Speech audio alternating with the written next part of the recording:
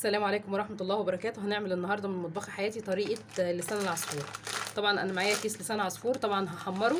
طبعا انا معايا طماطمايه وبصلايه وفلفل وملح وفلفل مع بعض.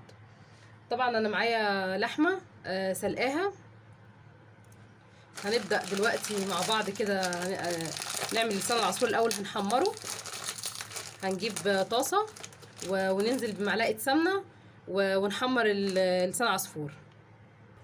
طبعا معانا اللحمه بتتسلق اهي في الحله. طبعا هنوطين عليها وهنسيبها لحد ما تستوي. طبعا هنجيب اللسان العصفور وهنحمره زي ما قلنا مع بعض. طبعا معانا طاسه فاضيه زي كده، طبعا هنحطها ننزلها. طبعا معلقه سمنه، واللي عايز يحمر من غير سمنه ممكن اللسان العصفور يتحمر من غير سمنه. سمنه بلدي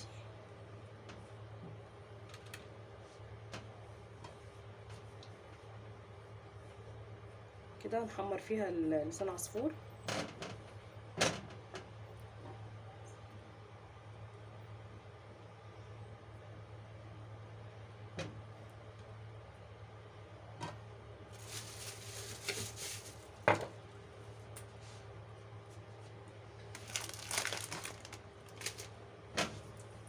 اللي عايز يحط سنة زيت مفيش مشكلة. طبعا هنزل فيها بلسان عصفور.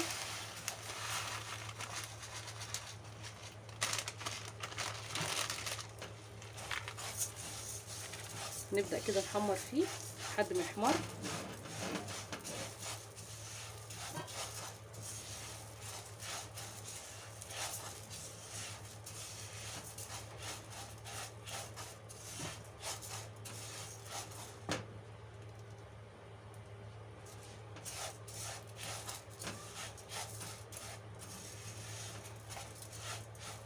طبعا هحمره واوريكم شكله انا بعد ما اخلص تحميره. بعد ما اخلص تحميره هوريه لكم.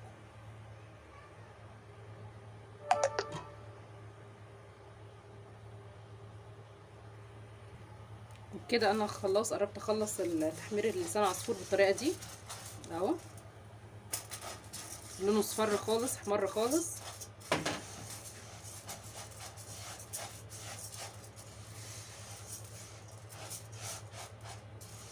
واللحمه بتاعتنا برضو استوت.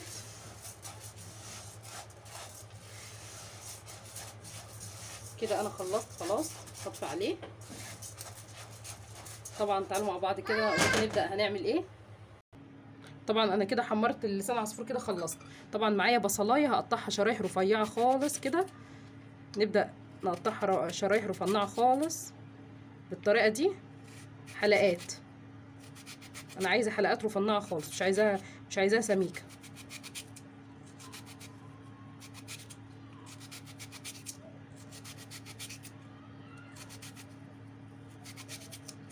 بالطريقه دي.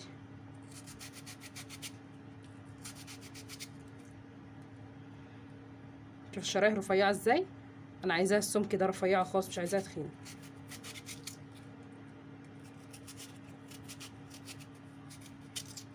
والبصل برضو والطماطم هقطعها نفس الطريقه. طبعا عايز طماطميه كده برضو متقطعه حلقات صغيره كده بالطريقه دي.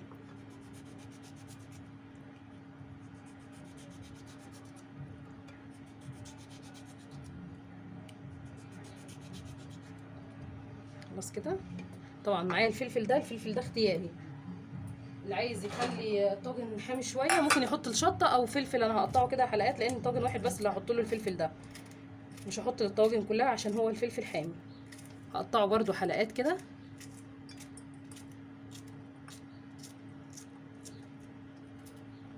بالطريقه دي. طبعا ادي فلفل برضو كفايه كده. طبعا انا معايا رشه فلفل اسمر، لازم املح الخضار بتاعنا ده. هديله سنه كده كده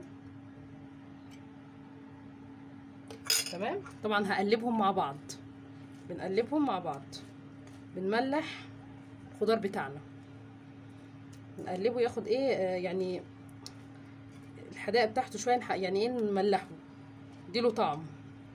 خلاص انا كده خلصت طبعا وادي سنه صغيره برضو للفلفل. طبعا انا معايا الطاجن كده، الطاجن كده اهو. طبعا الطاجن هنزل شرايح البصل كده، هفرش بيه الطاجن بتاعي كده اهو.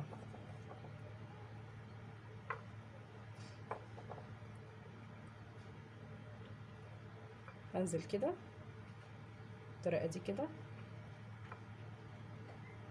هناخد دي. طبعا كده انا حطيت ملح خلاص.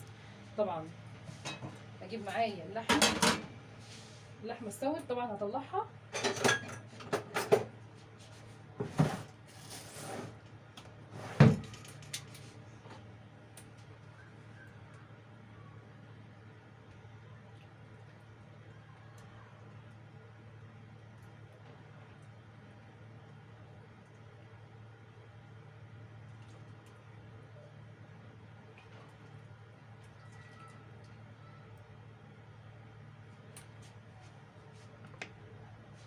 طبعا معايا اللحمه انا طلعتها هي سخنه. هناخد كده اللحمه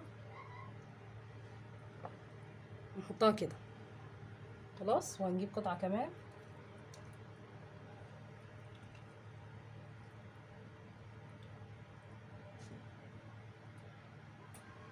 قطعه كمان اهي.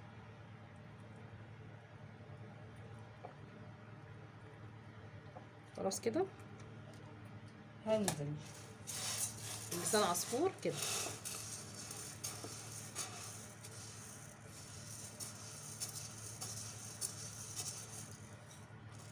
طبعا انا مش بكتر عشان طبعا لسان العصفور ده بيزيد. تمام.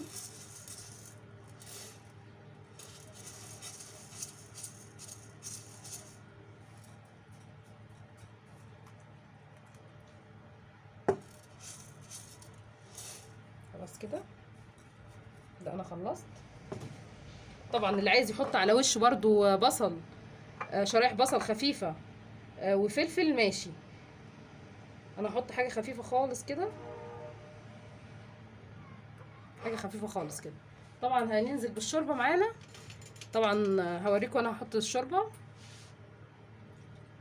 هحط الشوربه واوريكم شكل. طبعا انا بسقيه شوربه، والشوربه دي انا بكون مملحاها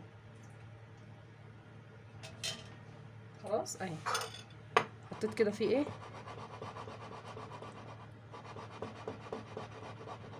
طبعا انا هكون مشغله الفرن وهنزله الفرن خلاص، وهنبدا نعمل الطواجن كلها بنفس الطريقه خلاص. هكمل الطواجن كلها واوريكم واحنا بننزلها الفرن. كده انا خلصت لسان عصفور حطيته في الطواجن. طبعا معايا ورقه فويل هلفها كده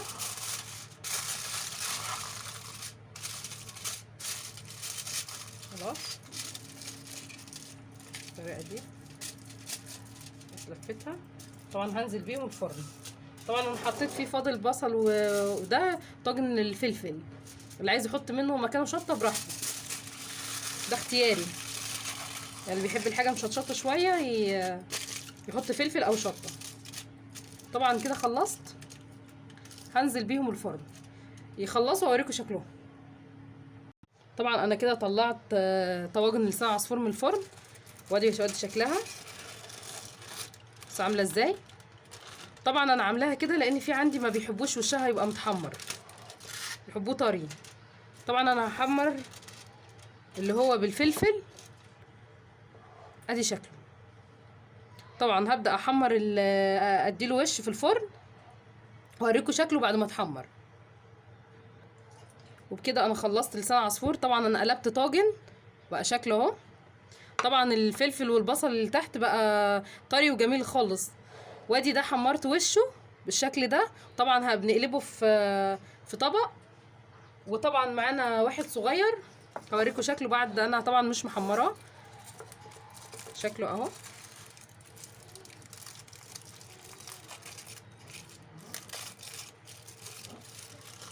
يبقى بالمنظر ده. طبعا لو عايز ياخد وش بتديله وش. طبعا انا مش بديله لان هم مش بيحبوه متحمر. طبعا ده هو متحمر بالشكل ده. وادي لسان عصفور، وبالهنا والشفا. السلام عليكم ورحمة الله وبركاته.